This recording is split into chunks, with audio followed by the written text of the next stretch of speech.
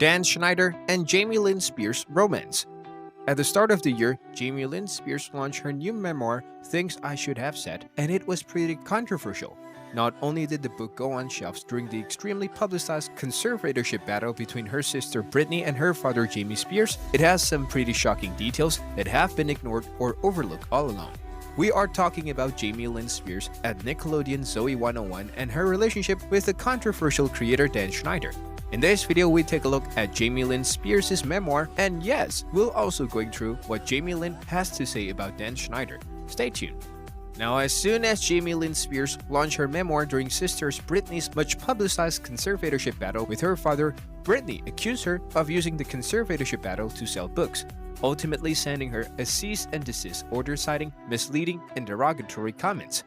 For her part, Jamie Lynn has said she wrote the memoir to honor her voice and speak to the pain she felt because that matters, and the book makes clear that she has faced pain. In Jamie Lynn's account, her father's alcoholism loomed large over their family life, while she and her mother Lynn used to lash out at each other regularly, with things getting bad enough that she says she considered child emancipation. She claims that Jamie and Lynn loved the attentions that came with having famous children, and that the power struggle between the two parents intensified as their daughters became more and more successful. She says, "We were a tight-knit family torn apart by money, distorted truths, and undisclosed personal issues." She also writes at length about her unplanned pregnancy in 2007, when she was 16.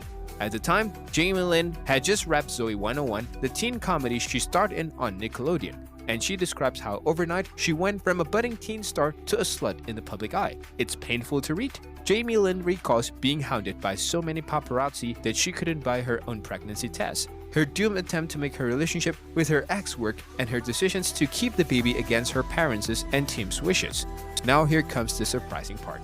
Jamie Lynn Spears heaps praise on Zooey 101 creator Dan Schneider in her memoir, but fails to acknowledge the allegations of misconduct that have been leveled against him.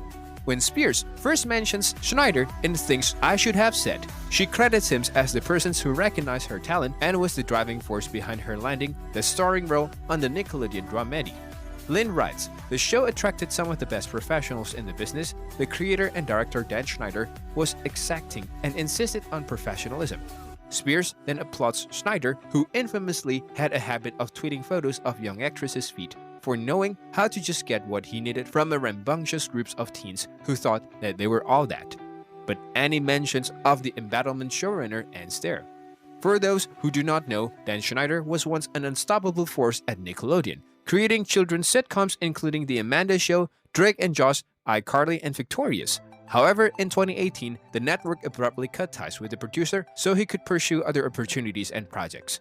Page 6 broke the news at the time that he walked away with a massive $7 million payout. Deadline reported soon after that, for years Schneider had been under a cloud of suspicions over the treatment of some younger stars of his shows. While the New York Times revealed in June 2021 that an internal investigations at Nickelodeon had found Schneider was verbally abusive toward co-workers.